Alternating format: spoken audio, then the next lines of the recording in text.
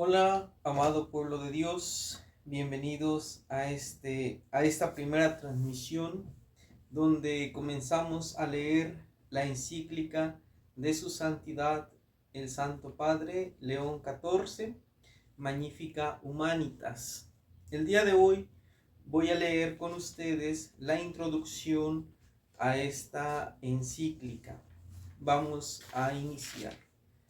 Nos encomendamos a Dios, nuestro Padre.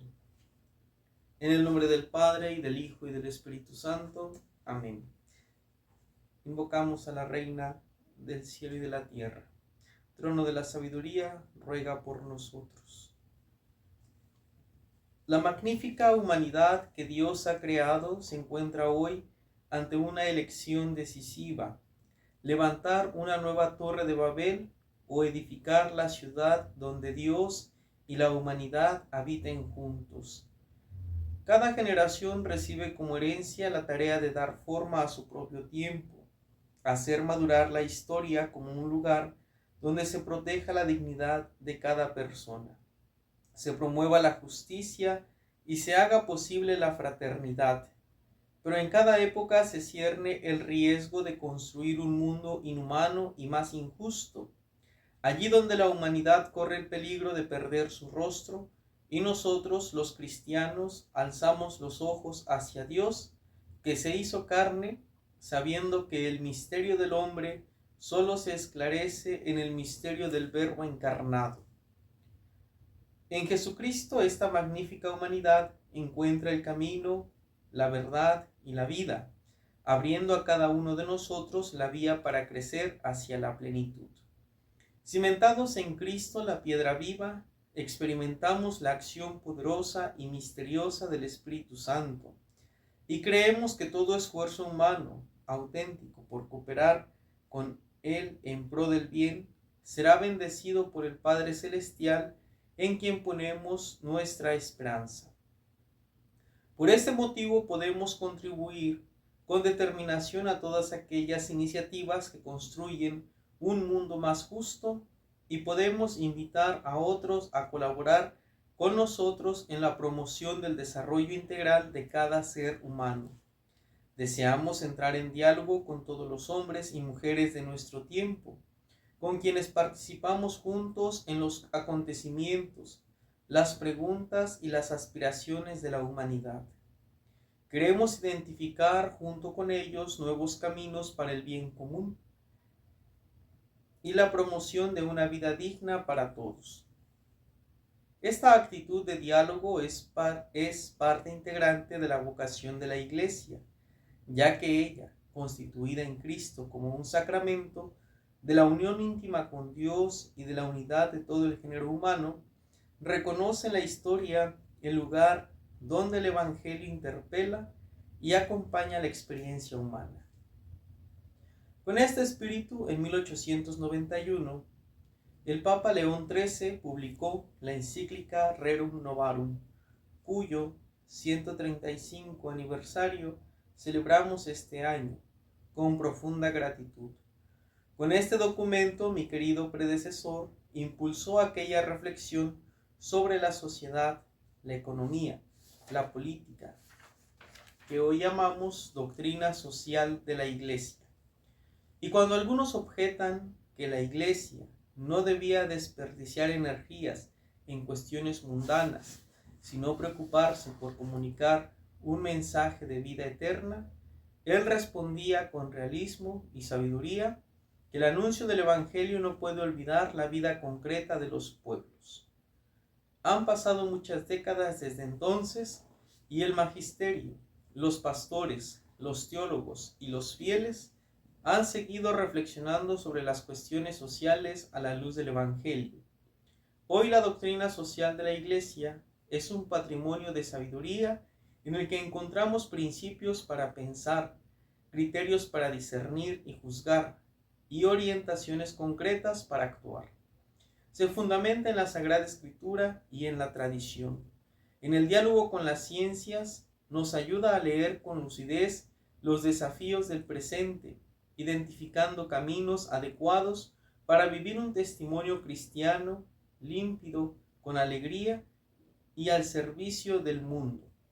No es un conjunto estático de conceptos, sino un corpus vivo de verdades que custodia e interpreta la vocación de la humanidad a una vida plena y justa. A esta tradición viva deseo, por tanto, sumar mi voz invocando la asistencia del Espíritu de sabiduría que habita en el mundo desde su creación. La res nove de nuestro tiempo. Si en un momento León XIII hablaba de nuevos asuntos, rerum novarum, hoy no podemos limitarnos simplemente a repetir sus valiosas enseñanzas, sino que debemos pedirle a Dios la sabiduría para interpretar las grandes tendencias de nuestro tiempo, en particular los avances de la técnica. En los últimos años, de hecho,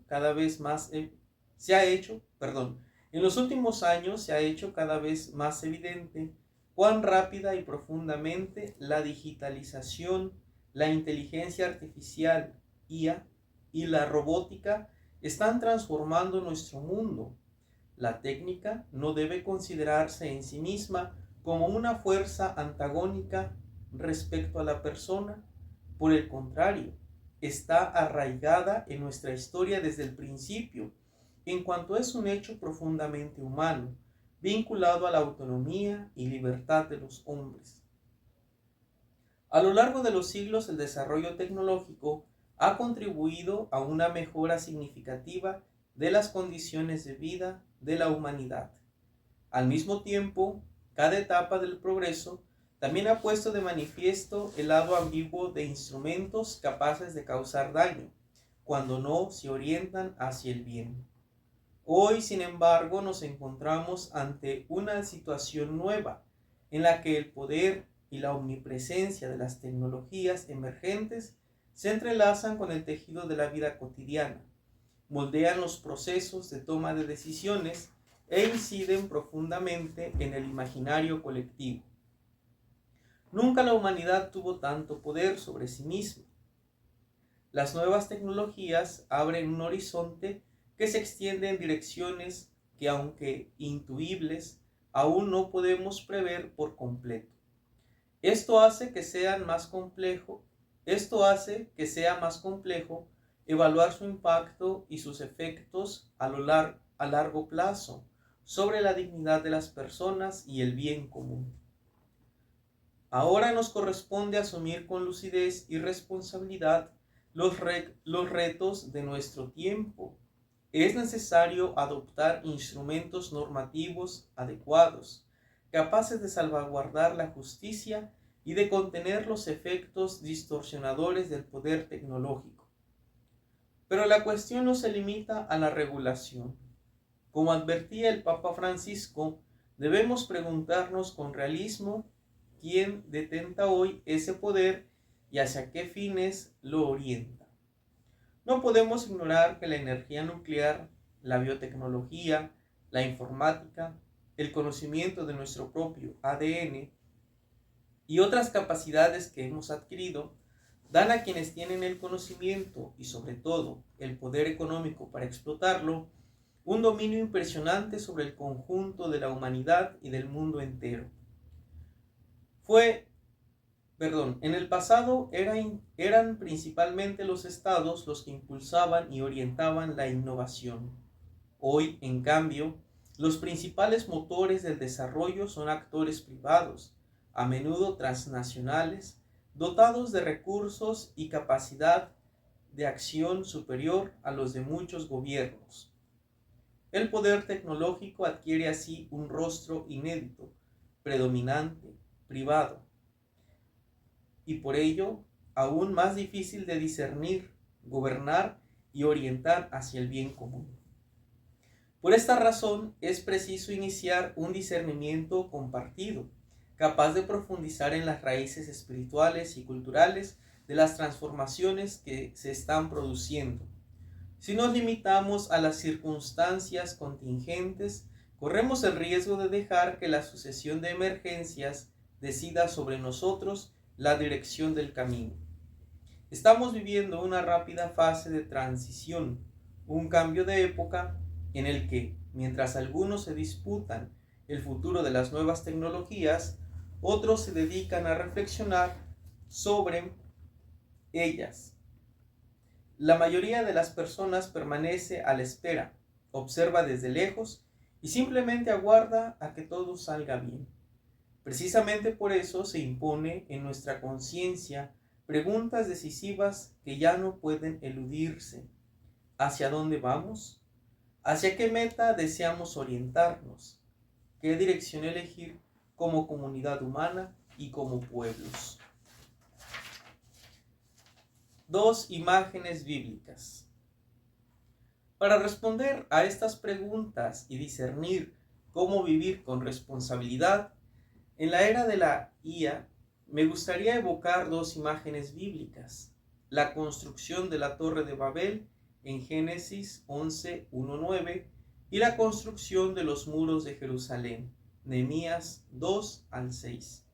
En el libro del Génesis, el relato de Babel se sitúa en los orígenes de la humanidad, inmediatamente después de las genealogías de los hijos de Noé. Los seres humanos, habiéndose establecido en la llanura de Senar, deciden construir una ciudad y una torre, cuya cúspide llegue hasta el cielo. Quieren así asegurarse estabilidad y poder, y sobre todo, perpetuarse un nombre, temiendo ser dispersados por la tierra.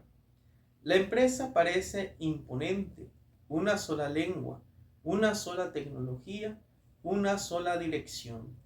Sin embargo, el proyecto esconde un profundo engaño. Es una obra concebida sin referencia a Dios, sustentada por una uniformidad que elimina la diversidad y que en lugar de la comunión elige la homogeneización. Cuando la ciudad se edifica sobre el orgullo y la pretensión de bastarse a sí misma, la comunicación se rompe, las lenguas se confunden y los seres humanos ya no se comprenden. El resultado no es la unidad, sino la dispersión. Babel revela así el límite de toda construcción que, por grandiosa que sea, surge de la absolutización de lo humano y de su pretensión de autosuficiencia. Sacrifica la dignidad de las personas en aras de la eficiencia y aspira a alcanzar el cielo sin la bendición de Dios. El libro de Nehemías, a su vez, comienza en un momento de gran vulnerabilidad en la historia del antiguo Israel. Tras el exilio babilónico, una parte del pueblo ha regresado a Jerusalén, pero la ciudad sigue en ruinas. Las murallas se han derrumbado y las puertas han sido quemadas. Nehemías, un judío al servicio del rey persa Artajerjes, recibe la noticia del desastroso estado de la ciudad de sus padres. Antes de actuar, ayuna, reza e intercede por el pueblo. Luego pide permiso al rey para regresar a Jerusalén y, una vez allí, examina en silencio los lugares destruidos. No impone soluciones desde lo alto, convoca a las familias, confía a cada una un tramo de muralla para construir. Escucha los temores, coordina los esfuerzos y hace frente a las oposiciones. El relato muestra cómo la ciudad renace, no gracias a la iniciativa de una sola persona, sino a través de la responsabilidad compartida de todo el pueblo: sacerdotes, artesanos, jefes de familia, mujeres y jóvenes. Es una obra que tiene a Dios en el centro y reconstruye los vínculos incluso antes que las piedras. La antigua Jerusalén recupera así un lenguaje común, no el de la uniformidad, sino el de la comunión. La armonía que nace cuando uno asume su parte y todo el pueblo reconoce que su fuerza viene del Señor. A la luz de estas dos imágenes, el Espíritu Santo hoy nos interpela acerca de nuestra relación con la tecnología, con la evolución digital en curso. Los descubrimientos científicos son un talento entregado a la humanidad para que lo haga fructificar. La tecnología puede curar, conectar, educar, cuidar la casa común, pero también puede dividir, descartar, generar nuevas injusticias. En abstracto, esta en sí misma no es una solución a los problemas de la humanidad, como tampoco es un mal en sí, pero concretamente no es neutral, porque toma el rostro de quien la concibe, la financia, la regula, no es neutral porque toma el rostro de quien la concibe, la financia, la regula, la utiliza. Por eso, la primera elección no es entre un sí o un no a la tecnología, sino entre un construir Babel o reconstruir Jerusalén, entre un poder que pretende dominar el cielo y un pueblo que, en presencia de Dios, se pone a trabajar unido para levantar de nuevo las murallas de la convivencia fraterna.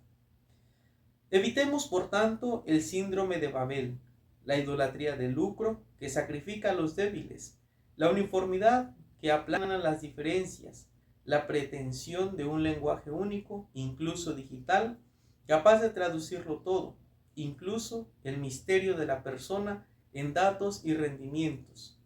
Este es el riesgo de la deshumanización, construir el futuro excluyendo a Dios y reduciendo al otro a un medio. Una tentación antigua y siempre nueva que hoy también toma un rostro técnico. Elijamos en cambio el camino de Nehemías, que pone de relieve el valor del trabajo compartido para hacer que la ciudad de Dios sea un lugar seguro para los exiliados que regresan hoy. Reconstruir significa reconocer que en la pluralidad de voces y visiones que a veces recuerda la dispersión de las lenguas, existe, sin embargo, una posibilidad luminosa, la de edificar juntos, transformando la diversidad en un recurso y haciendo de la escuela y del diálogo el terreno común en el cual hacer crecer la justicia y la fraternidad. Y en esta obra compartida, los cristianos encuentran su propia forma de construir, orientar la acción hacia Dios, para que bajo la luz del pluralismo no se disperse en el desorden, sino que en la práctica de la sinodalidad se convierta en el espacio en el que la humanidad recupere sus cimientos sólidos y su fin último. En el Apocalipsis, Juan ve una nueva Jerusalén que descendía del cielo y venía de Dios, como un regalo para toda la humanidad. Y esta visión de gracia es para nosotros, los cristianos, una llamada a trabajar juntos, cultivando una vida común, pacífica, justa y digna en las ciudades de hoy. Edificar en el bien. Edificar una ciudad centrada en el bien común exige, ante todo, edificar sobre la roca de la relación con Dios. Significa reconocer que la verdad de su amor nos llama a una vida en abundancia y a la comunión con Él. Junto con San Agustín también nosotros podemos decir: porque nos has hecho para ti, y nuestro corazón está inquieto hasta que descanse en ti.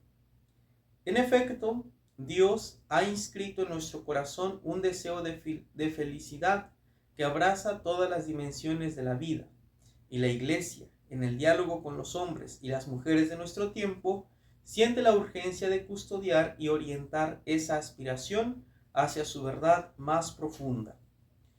En segundo lugar, edificar en el bien significa aceptar los límites y la fragilidad humana, sin considerarlos un error que haya que corregir.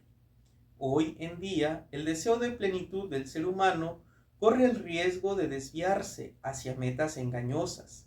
La ilusión de una tecnología que promete liberarnos de toda fragilidad o modelos de bienestar que dejan atrás a pueblos enteros. No es raro que pongamos nuestra esperanza en un potencial ilimitado, en formas de progreso que pueden agudizar las desigualdades en soluciones inmediatas, incapaces de sanar las heridas de los pueblos. Así, mientras algunos persiguen la quimera de una autoafirmación ilimitada, muchos carecen de lo necesario. La Iglesia recuerda con voz humilde pero firme que la verdadera realización no nace de la eliminación de las fragilidades, sino de un crecimiento armonioso. Allí donde la libertad y la responsabilidad se entrelazan en el cuidado recíproco y la verdad solidaria, y donde el progreso se mide por la dignidad de cada uno y por el bien de los pueblos. En tercer lugar, edificar un mundo en el que todos puedan florecer exige una corresponsabilidad valiente. Ninguna mano por sí sola basta para sostener el peso de los desafíos que atraviesa el mundo, y ninguna es tan débil como para no poder ofrecer su contribución. Mi poder triunfa en la debilidad. A cada uno corresponde su tramo de muralla, científicos e investigadores, empresarios y trabajadores, educadores y legisladores, sociedad civil, movimientos populares y comunidades de fe.